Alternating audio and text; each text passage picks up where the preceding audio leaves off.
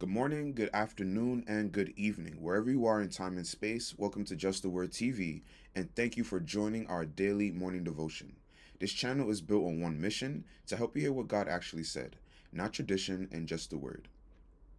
So, we've been looking at the book of Proverbs so far. We've yesterday we looked at chapter 2, the first half of chapter 2 basically, so that's from verses 1 to 11.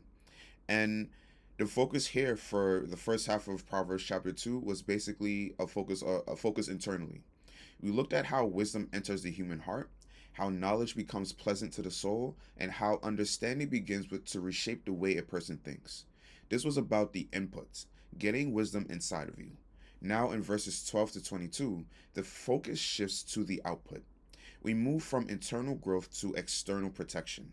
This section explains how that inner wisdom actually functions in the real world to save your life and your reputation. The text here in the second half, it makes a very clear point. Wisdom acts as a guide and a filter. When you are navigating life, you are constantly presented with different paths and different relationships. Some of these are healthy and some of these are destructive. If you do not have wisdom, everything looks the same until it's too late. But if you possess the wisdom described in the first half of the chapter, you gain the ability to recognize danger before you walk into it. Specifically, this passage highlights two major categories of threats: the wicked man and the strange woman. While these describe specific types of people, they also represented broader categories of influence: evil men who distort the truth, and seductive influences that distract you from reality. Wisdom gives you the foresight to identify these influences and the strength to walk the other way. So, the first specific protection wisdom offers is deliverance from the way of the evil man. Verses 12 to 15 describes a specific type of person who is dangerous not just because of what they do, but because of what they say and how they influence others. Verse 12 says, Wisdom delivers you from the way of the evil man, from the man that speaketh forward things. So we need to understand the word forward. In plain English, it means twisted, perverse, or distorted. A man who speaks forward things is someone who takes the truth and twists it to serve his own agenda. He might not lie directly, but he misleads. He creates confusion. He manipulates facts. Wisdom helps you hear those twisted words and immediately recognize that something is wrong. The text then breaks down the characteristics of this type of person so you can spot them. First, they leave the right path. Verse 13 says they leave the paths of uprightness. This implies that they may have known the right thing to do at a point in time, but they made a conscious choice to abandon ethical behavior. They aren't just ignorant, they are rebellious. Two, they walk in darkness. The verse continues that they walk in the ways of darkness. Darkness in this context represents hidden motives and unethical behavior. These are people who operate in the shadows. They don't want their business practices, their relationships, or their motives examined by the light of day. Wisdom warns you that if someone has to hide what they are doing, you should not be walking with them. Next, three, they enjoy doing wrong. Verse 14 provides a chilling description.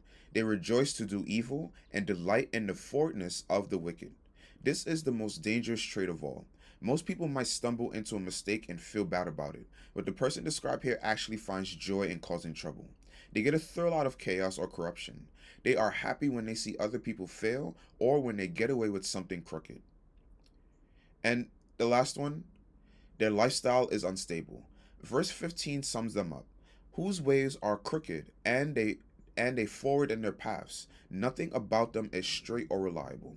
You cannot trust their word, and you cannot predict their next move because they have no moral compass. The protection wisdom offers here is simple: recognition. When you have wisdom, you don't get charmed by the wicked man. You spot the twisted words, you twist the love of chaos, you notice the love of chaos, and you realize that walking with this person will only lead to trouble. So I don't want you to think, when you hear wicked man, don't think of a man in particular, gender wise. I want you to just think of a wicked person. This person that I'm describing, it could be male or female, all right? Don't just think of it as just a wicked man. So you're just looking for a wicked man to operate in this particular way. When I'm describing these two types of people, I'm gonna describe another type of person, right? Don't think of it as a singular gender type of case. think of it in the sense of this is an actual person. This is an actual person. Because when I go and talk about the immoral woman, right? This is not just a type of woman. This is an influence. This is a type of nature. This is this is, for example, the Jezebel spirit, right? The Jezebel spirit is really akin to something that is female, but a Jezebel spirit can appear in a female and a male. And these two type of persons that I'm describing to you, they can appear in a male and a female.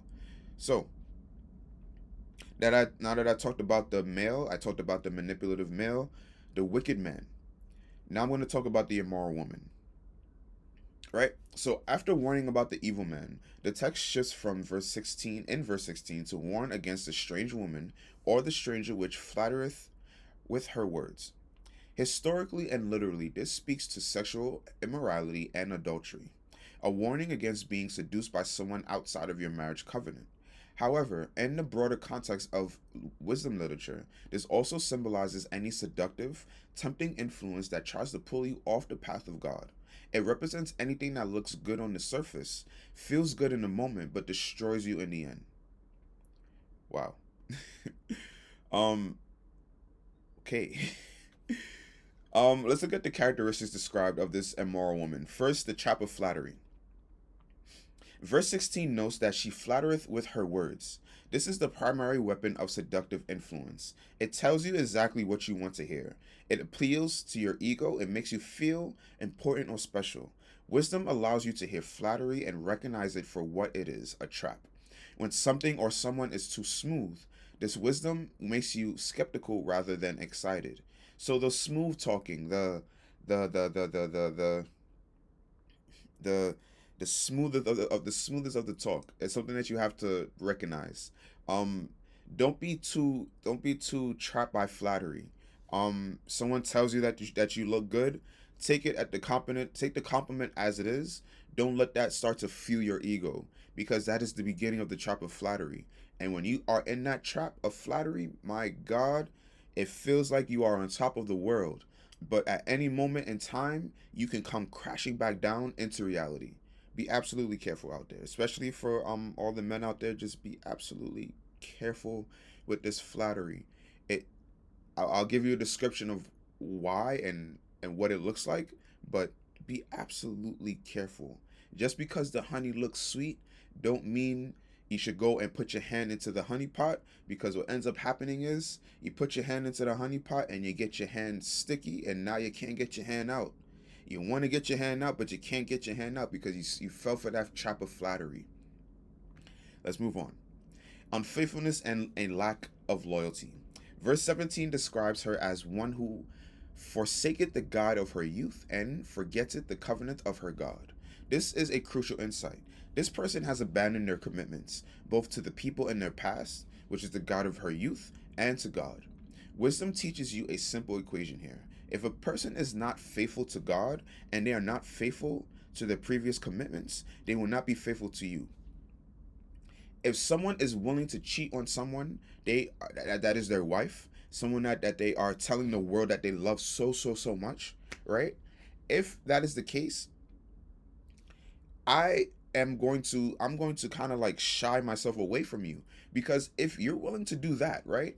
Especially if you're married to this person, you took a covenant with this person of marriage, you know, in front of God, I am going to be a little worried about being around you, just for the simple fact of this is someone that you claim that you love. You do this, that, and the third for them. You guys are partners, and for you to basically break that commitment means that you're going to do worse to me. You're going to do worse to me. So whenever I see that, right, that's one thing that I'm personally looking at, especially if I'm trying to be friends with anybody else or whatever it might be. If you have a girlfriend, you have a wife, you have a significant other, if you have a girlfriend or a wife, and you decide that you're going to go and cheat on your girlfriend or wife, I cannot be your friend. Because me being your friend means that I condone it. And number two, it means that you are allowed to go and violate me in that particular sense. You're allowed to go and betray me the same way that you're betraying this person that you claim that you love. So, for me, if you are able, if you can't even keep your marriage covenant, you can't even keep a covenant of friendship with me. There's no way that you can, because all you're going to do is basically the same thing. You can say that you're going to love me, but I'm seeing an example of what you do to people that you love. Why would I want any parts of that? Make any sense? Let me know if that makes any sense.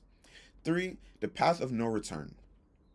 Verse 18 and 19 paints a grim picture of where this leads. For her house inclineth unto death, and her path unto the dead. None that go unto her return again, neither take they hold of the paths of life. And this is strong language. It suggests that some choices have permanent consequences. While forgiveness is always possible spiritually, the practical consequences of certain lifestyles can be fatal or irreversible. This house represents a lifestyle of sin and compromise. The text says that people who go deep into this path rarely come back. They lose their footing on the path of life. And I want to touch on the forgiveness aspect here, right? And why physical boundaries are absolutely very much important. So, I just said while forgiveness is always possible spiritually, the practical consequences of certain lifestyles can be fatal or irreversible. Meaning that while forgiveness is for you, right? This is why forgiveness is preached on, and it is directed as something that is for you, because of the fact of is a spiritual internal thing. But the consequences of the action that you just went and partook of, those don't go away. And that's what God is trying to get you out of sin. This is why God is trying to get you away from sin.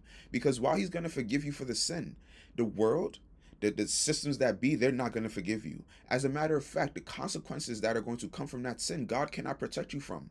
The consequences that come from the sinful lifestyle, God cannot protect you from. And it will get to the point where it can be fatal and it will be permanent. Right? So the what I want you to understand with this particular sense here, forgiveness without any boundaries can still lead you to a permanent and fatal type of living, a permanent and irreversible type of living where you are constantly in a loop of just suffering. And that's not what God is trying to have you come about here. This is not what God is trying to do for you.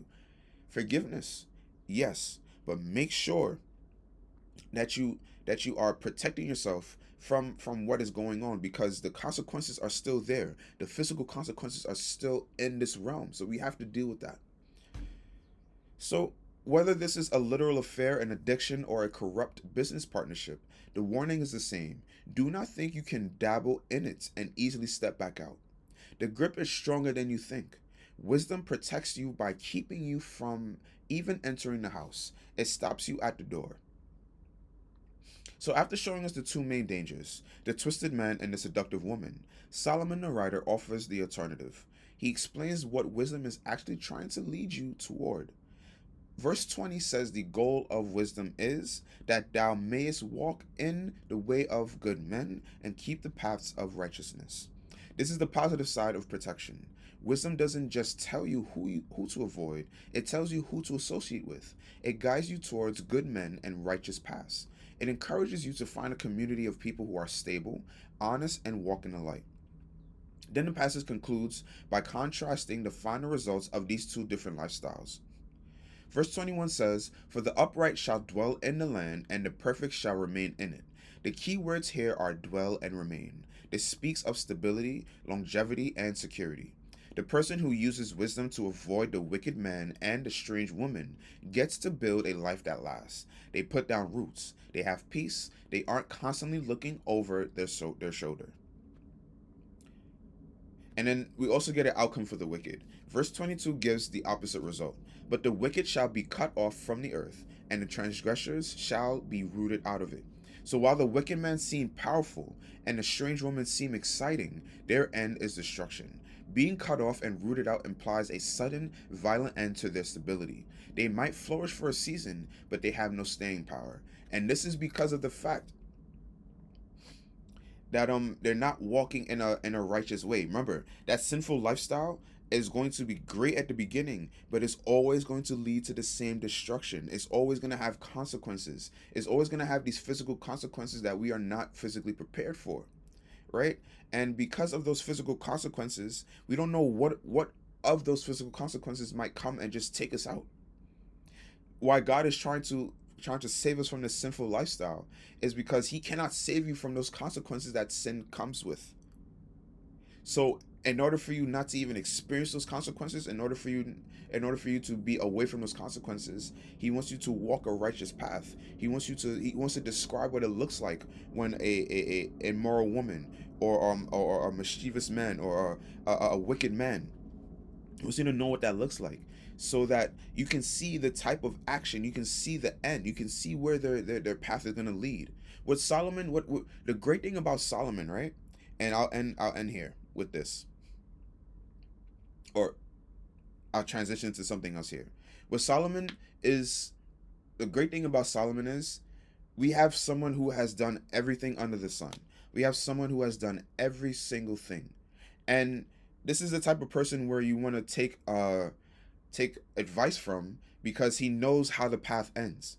Solomon has been through enough different things in his life itself, that he's able to see, he's watched a particular path start, and he's watched it end. And that's the type of thing that you want to talk to someone like that. You want to see what happens when they started that path and the ending, because what they're going to tell you is the path is always going to lead to destruction.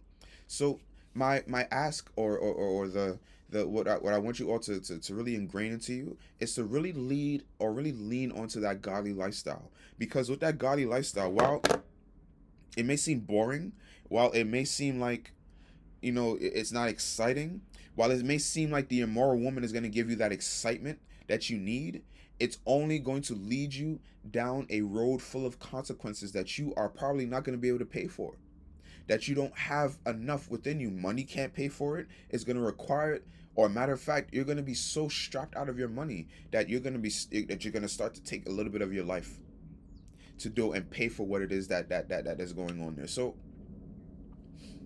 this is just a education, as if I could put it that way, that Solomon is kind to let us and have us see, right? He's having us notice the characteristics, so that when we see it, we can avoid it. When we see it, if our emotional sense is telling us, oh my God, wow, I need to, whoa, wow, wow, if that's what your emotions is telling you, wisdom is going to step in and say, okay, while your emotions is telling you this, that, and the third, what are your eyes telling you, and what is your eyes seeing? What are you able to see? Look past that excitement, right? Look past that excitement. Look past the excitement and look exactly what God wants you to see. And that's the character, right? What it seems like, what seems to get a lot of men in trouble is what they see with their physical eyes, right? And I think I'll end with this. What what Solomon is trying to get into our beings, into our frame, is a way of seeing certain things. And with men, sometimes we get to a point where we are distracted by physical. And what Solomon is doing as a father, teaching us men here now, is for us to not to be aware of what you see physically, but don't let that be the end all be all. Don't let that be the reason or the foundation of your decision to engage in that particular sense. Um, Look past what you see, right? Look past what your body is telling you, and look at the character of the person that you're maybe interested in. Is their character of good nature, right? Are they trying to walk with God? Nobody's going to be perfect. That is absolutely a fact. Nobody's going to be perfect. But what you can do is have that effort in terms of developing yourself into being a better person, right? So it's what Solomon is trying to do is trying to get you to understand. I want you to look at the physical. I want you to see the physical. I want you to discern the physical. But at the end of the day, if you're going to make a decision, look at the character, look at the nature of the person, look at the nature of the situation, look at the nature of whatever it is that you're looking at, whatever it is that you're about to step into. Look at the nature of it. Understand the nature of it. Because in the nature, you're able to understand that person, you're able to understand that situation a lot more than what the physical outside is going to give you. Sometimes that physical outside is going to be a absolute distraction. Like I said before, it looks good to touch, but the minute that you touch it, your hand is stuck there and you're trying your utmost best to pull yourself out. And what I'm talking about here is emotionally, right? You're trying your best to pull yourself out, but your hand can't come out because your hand is stuck in that cookie jar. Your hand is in that cookie jar and you can't get your hand out. And it's only from the grace of God that you can get yourself out emotionally. So Solomon is doing something very protective here.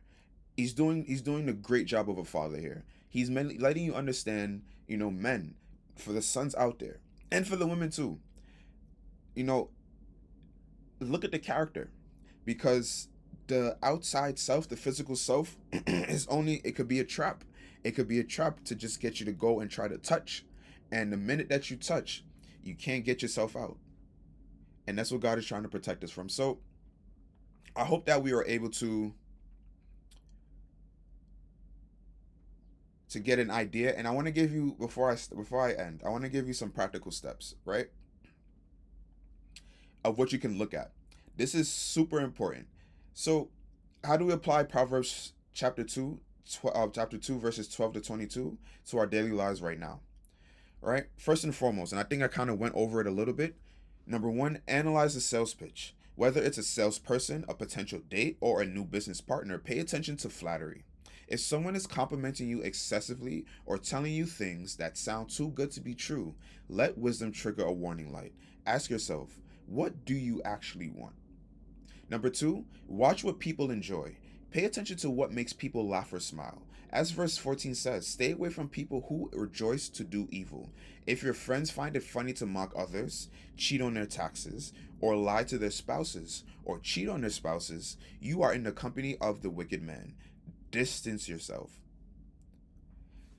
3. Check the track record. Check the Carfax. Remember the warning about the person who forgets the covenant. Before you enter a relationship or a partnership, look at that person's history. Have they been loyal to others? Do they keep their promises to God? If they have a history of burning bridges, don't assume you will be the exception. And lastly, choose your crowd. Actively seek out the way of good men. Surround yourself with people who value honesty, stability, and righteousness. You become like the people you walk with. So, I hope that you were able to get an insight or gain some practical principles here. I gained something very awesome here. I gained some new indicators in terms of when I'm speaking to people, when I'm interacting with people. In order to find out, in order to really in order to see the true nature of their character. Because for me, that's what's super important. When the physical fades, when everything else fades, everything else is physical that fades, the only thing that's going to be left is the character. And if I'm not in love with that character, if I don't appreciate that character, if I'm not able to learn from that particular character, then there's no point in me having that character around me. So chapter 2, it seems, was for us to have, first and foremost, have wisdom implanted within us, so that when wisdom is implanted within us, we can now see on the outside, externally, who to interact with, who not to interact with, and who to create a community with. So, all that being said, until next time, everyone, stay grounded, stay humbled, and above all else, stay aligned with just the word. Thank you.